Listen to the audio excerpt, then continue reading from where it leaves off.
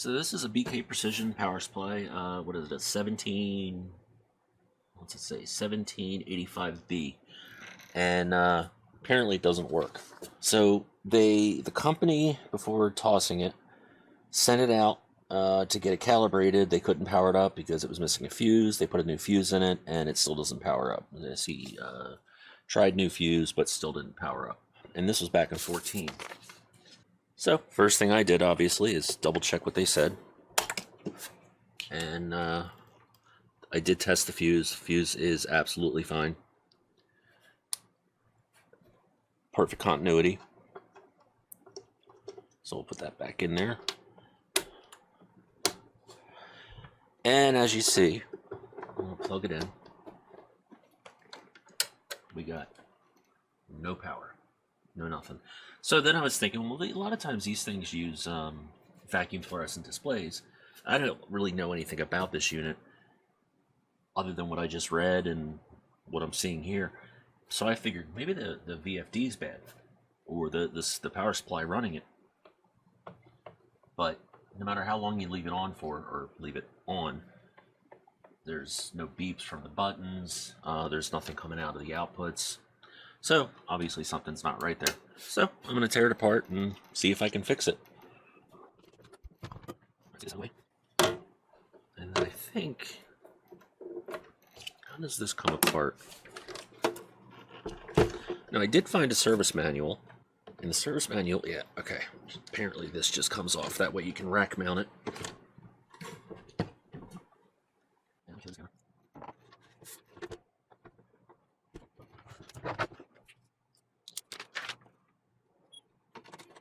I think this top piece comes off. At least that looks like. And the back here also has some screws, but can we get this off without taking that off? Yeah, and I'm still working off of a temporary... No, it's got to slide backwards, it looks like. Still working off of a temporary bench. So I apologize for the bad lighting. Hopefully the audio isn't too bad.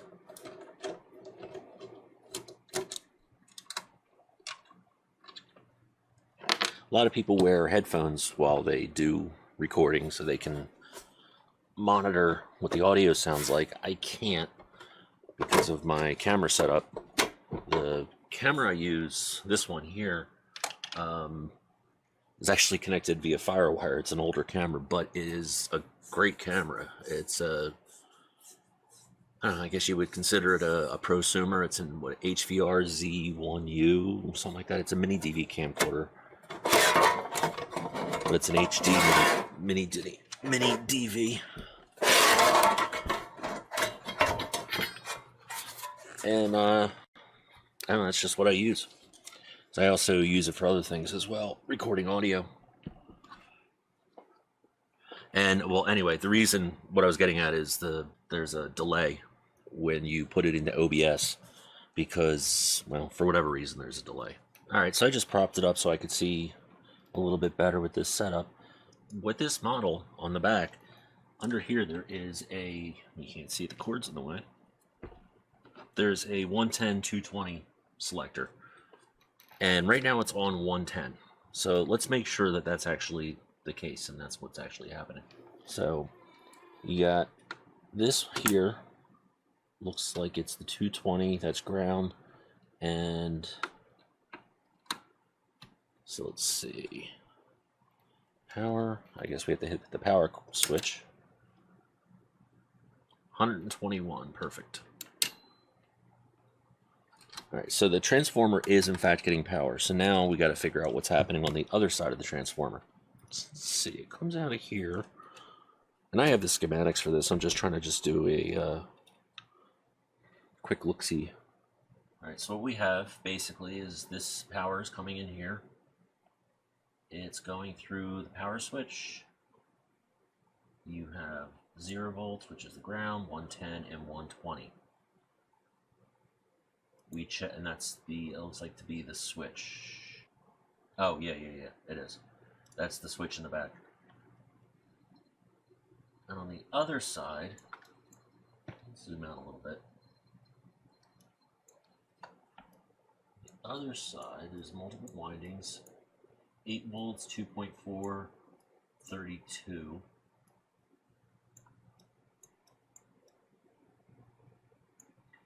42. So let's see if we can probe those and see if there's actually power getting through the transformer.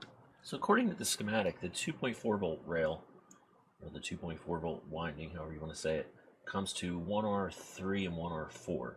But the resistors that we have here are, was that 1R16?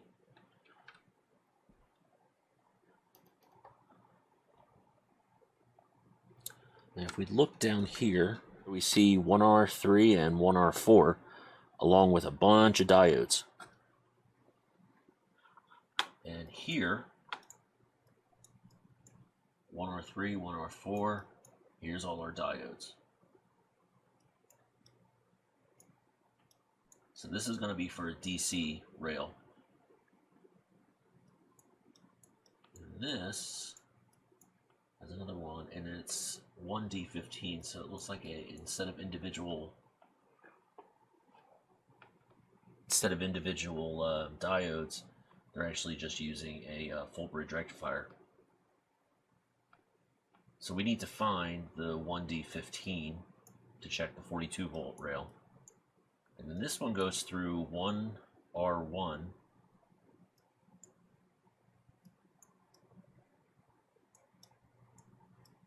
And this is all without just taking the board out. It'd be a lot easier if I just took the board out, but let's zoom you out. Let's probe a little bit. So this one here says 1R18,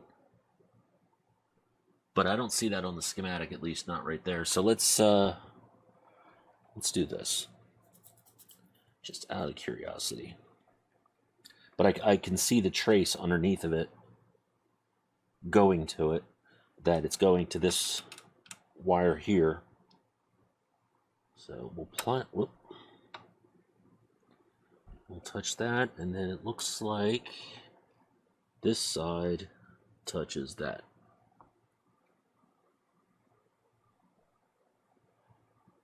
And we ain't getting anything out of there. Alright, so I was looking, and this is, or what is it? This one here says IC1. And here it says IC1. TLO84 does not match what's on there. However, they're both, this as well as this, are op amps. So pin 11 and pin 4 should be the power. So let's just see if these are getting power.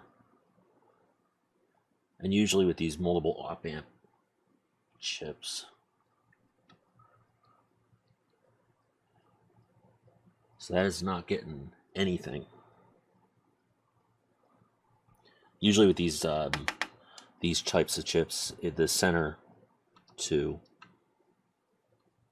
are what give it power, and they run negative voltage and positive, and I'm getting nothing, and it's not turned on, so that's probably why. I'm really getting nothing now.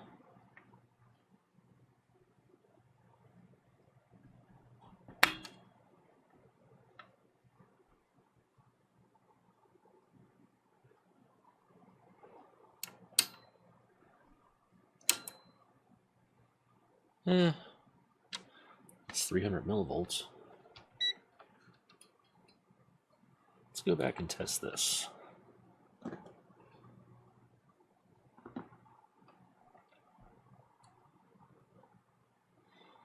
$400. I bet you there's a bad winding in here. If we go like this and like this, direct short. If we go like this and like this, we get a direct short.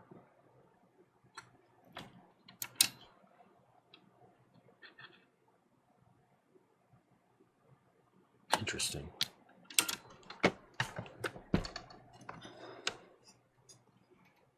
Oh, you know what? I'm an idiot. I'm such an idiot. These are not coming from the transformer. These are coming from the outputs. I'm an idiot. I was just kind of hoping they were nice, thick, chunky cables. But no such luck. All right. That's great.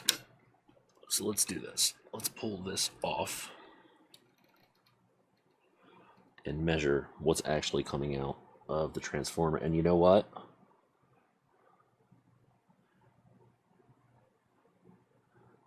I don't know if that's from me just pulling it out. But you see that? I wonder if that's from me pulling the connector out, because I just grabbed it by the wires and yanked, which you're not supposed to do, but you know, whatever. Or is that because the connector was not in properly? Just to be on the safe side, let me unplug it. Let's try this again.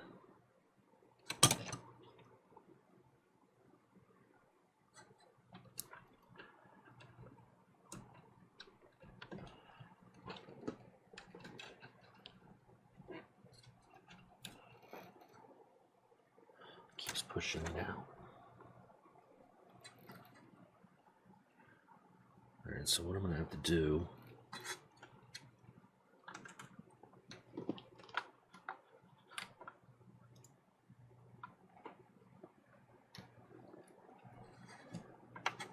I know my hand's in the way, but I can't avoid that.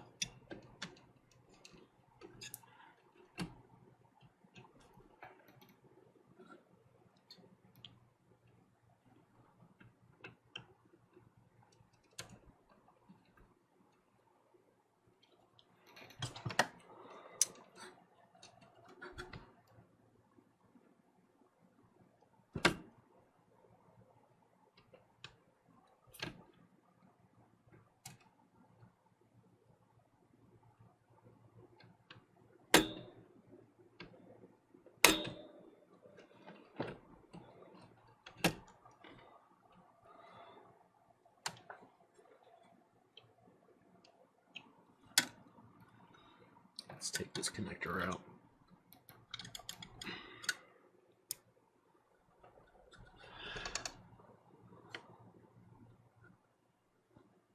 Now usually what you do is you just push down on here and you can pull the wire out. Unfortunately, because this one has been so mangled, I don't think that's going to be a possibility any longer.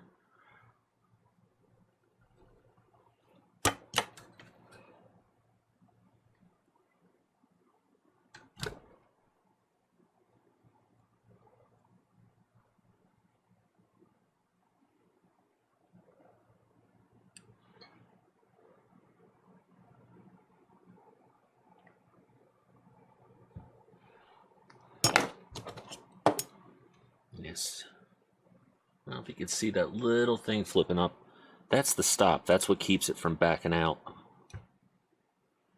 And that's bent up, probably from me pulling on it.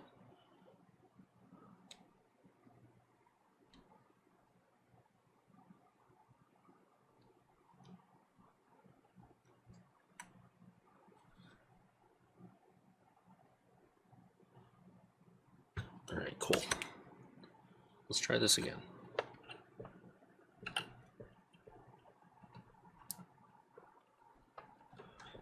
It does not want to go in there. Oh, there it goes. It did not, I don't think it, oh, it didn't pop out that time. Let's give it power and just see what happens. Maybe that was the reason. Nope, still nothing. But let's see if any of the voltage has changed.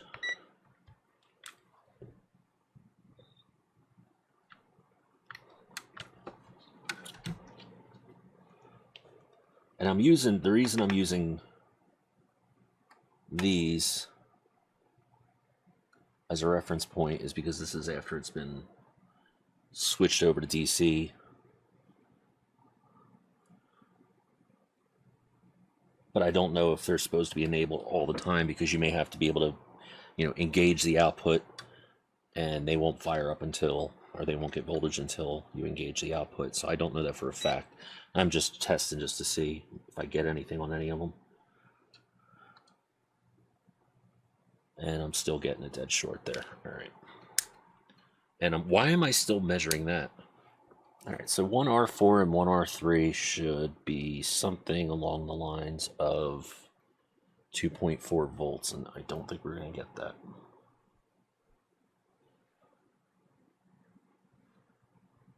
No, we get 0.25.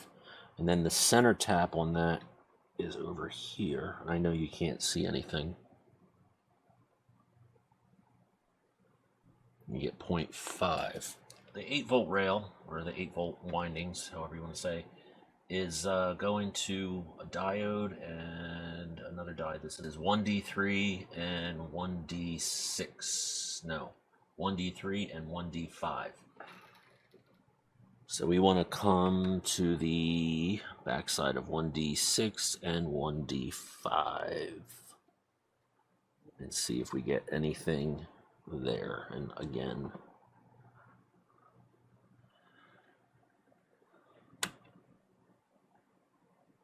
nothing. But we are getting power in. Transformer shot. That's all I need to see. So, why is the transformer shot? Let's pull it out, see if there's like any kind of thermal fuse on it, or if there's just an internal short. All right, so I got the screws out, and I didn't film that because it was a pain in the butt. And let me move my chair in. Okay, so let's get this thing out of here.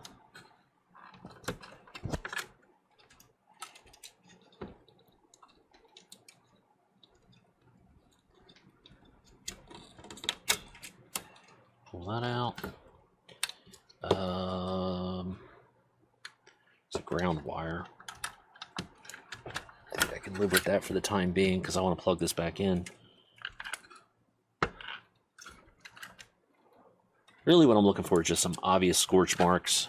This thing, if it ran too hot. And I'm not really just seeing it just by looking at it. But a lot of times in here, inside the packs or the windings, they will have like some type of a thermal fuse where if it overheats or it gets too hot, it cuts power and it's never going to work again unless you replace that, and you have to unwind all this tape and it's packaged inside that tape.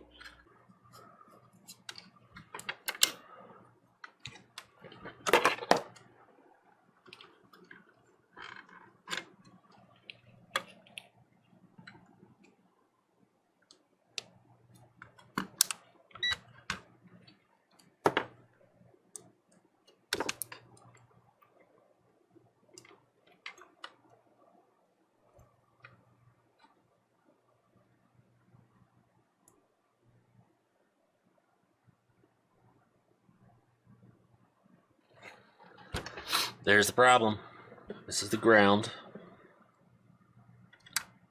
Or there's AC, so cold side.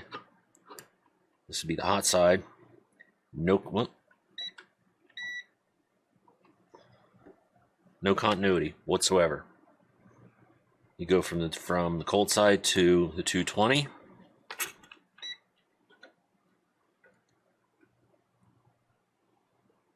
You get 2.1 ohms, or I'm sorry, 2.1 mega ohms.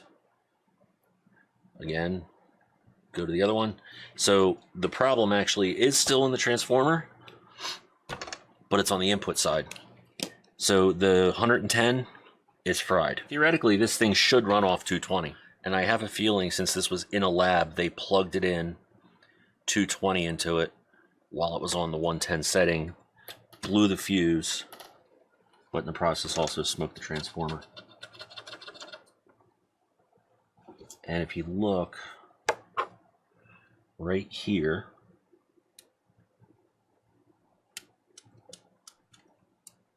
it's a wire with some thermal insulation around it. I'm wondering if that's thermal fuse.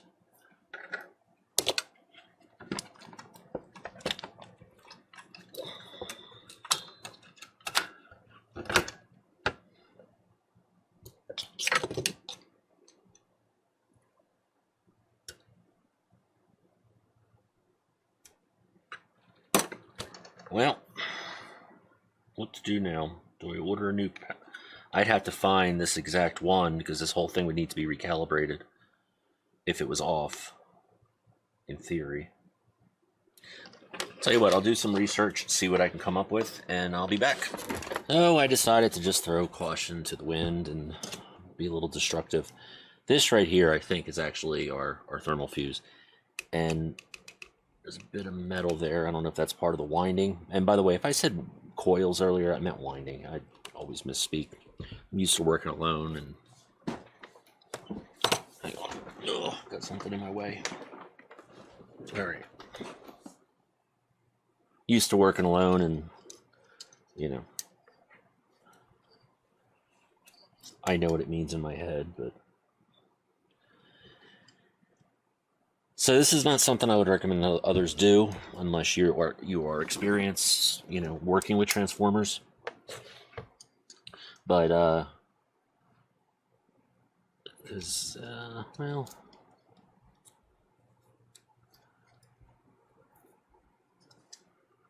let's take a layer off.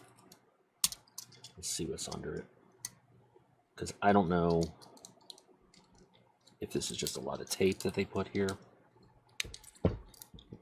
Sometimes this can be really easy. Sometimes it's just right there.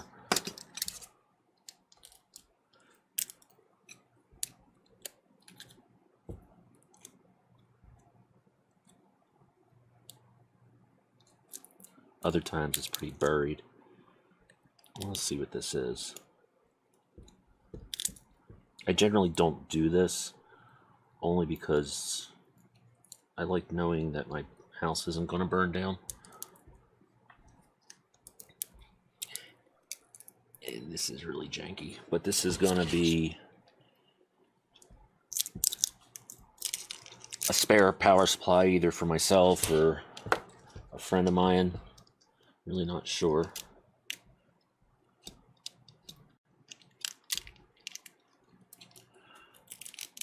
Because he gave me this one and another one to fix, and the other one was just a setting. So I'm using that right now. Actually, the power supply for this lamp blew out, and I'm powering it off that power supply right now. And that has a 3 output. And I appreciate it greatly. Because I'm going to be here all day cutting this back.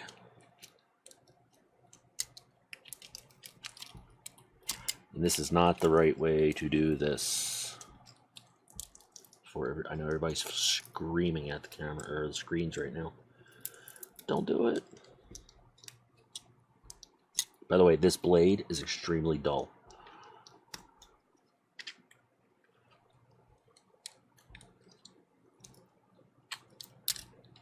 Like, no cuts, no marks.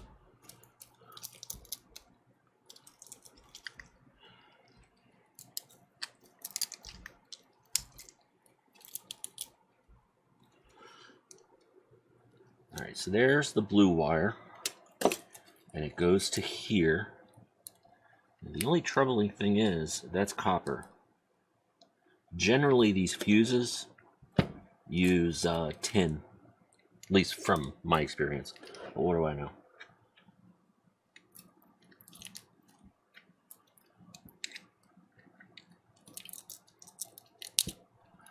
Just keep digging, digging and digging. Here we go. One more layer.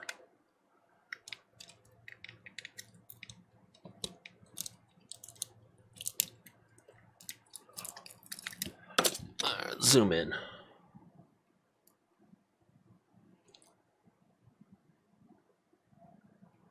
Too much. I'm also going to be ordering a remote control for this camera, so I don't have to touch it to zoom.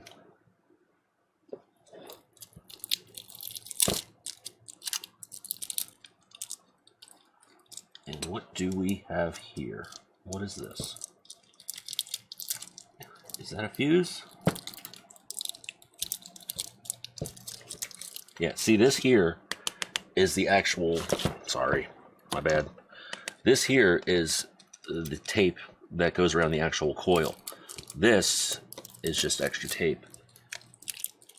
and it's used to hold, I don't know what it's used for really, what the whole point, I don't know how to engineer maybe somebody in the comments knows.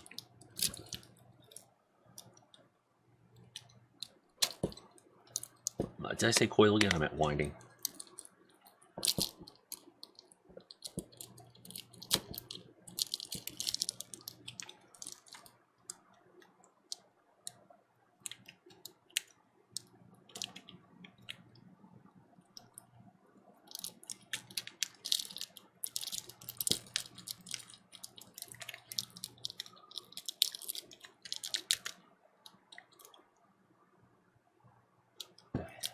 What the hell is that?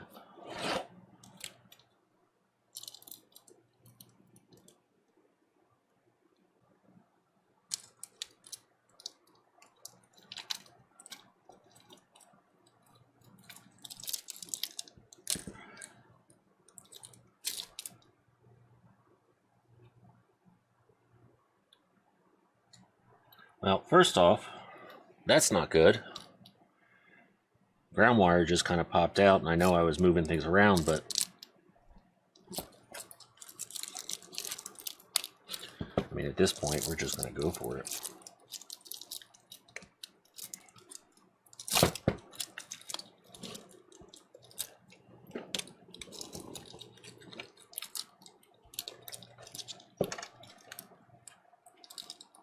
Ooh. Do you see what I see? All kinds of heat. At least I believe that's what that is. But if you remember, when we tested continuity, ground worked just fine. It was this winding right here. This winding with ground, or I'm sorry, yeah, this winding and ground worked fine. This winding and ground did not work fine. And I'm assuming that this is a split winding, which means there's a center tap, and this would be the center tap. So you got one side, the other side. So you think you got a corkscrew, and halfway through the corkscrew comes this, which is weird unless it's a second winding. Let's find out though. Yeah, and this thing is broken too. I mean, we're just going to do it at this point. This thing's destroyed.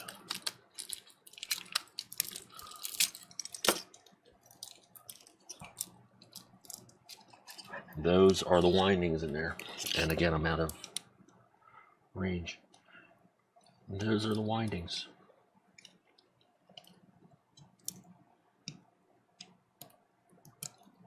But you see how hot that got. At least I'm assuming that's heat that just burnt the tape. And that's the primary. The secondaries will be on this side, and, well, the top. The bottom is the primary.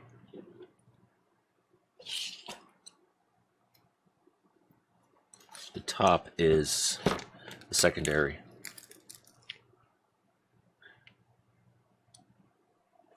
I'm going to check back here and see if there's...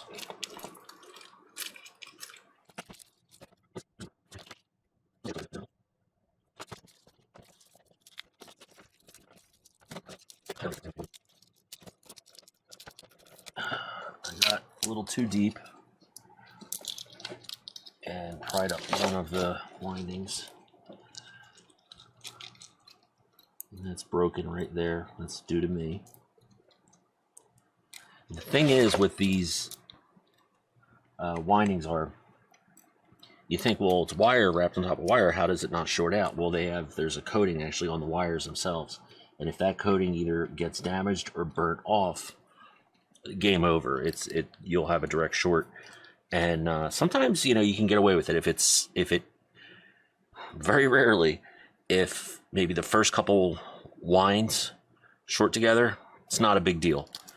But if the whole thing, it's a dead short, you're going to pop a breaker, pop a fuse, or you can have it open, which is basically what this is right now. And this was not due to anybody but me, because I stuck a screwdriver in there and broke it. And I could solder this back together, wrap some tape around it, stick it in there. But I also damaged some of these here. I took some of the coating off of them. I mean, all in all, it could be fixed. And really, I could just tear this whole, which I may actually have to do. I basically would just tear this apart. Oh God, why do I have a feeling if this is actually what I'm going to have to do? Because this, I got to find an exact transformer with these same specs. I could tear this apart. I got to get all this glue off these plates and essentially rewind, you know, a whole new primary. It's doable. It's totally doable. It's just, you know, there could be thousands of windings in there. And you're going to sit there and be doing this. And God forbid you get it to like, you know, 900 and lose count. You're screwed. Now, there are machines that do this, quite obviously. And you could go ahead and build one with an Arduino and 3D printed parts. But by the time you do that, there we go. Let's get all that out of there.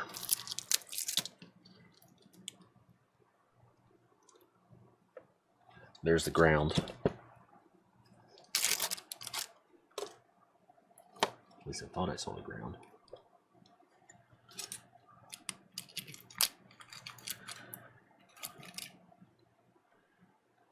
I'm not sure if you'll be able to see this or not. I changed the exposure on the camera, but everything right here on down, I can see it the whole way down. Let's see if I can do this. Yeah, right. Everything here all the way down is just burnt, and this thing got pretty hot at some point. Again, I think probably what happened is since this came out of a lab, an actual honest to goodness, you know, company lab, I have a feeling probably what happened is somebody plugged in the wrong voltage. It was set to 110. They plugged in 220 and cooked it. I mean, that's my guess. So it's going to need I don't even know if the thing works. So, well, for now, this is going to be a part 1 of part 2, because I am going to find a way to fix this. I just don't know how yet. So look out for part 2. All right. Sorry if it's anticlimactic. Is what it is. So have a good one. Talk to you later. Bye-bye.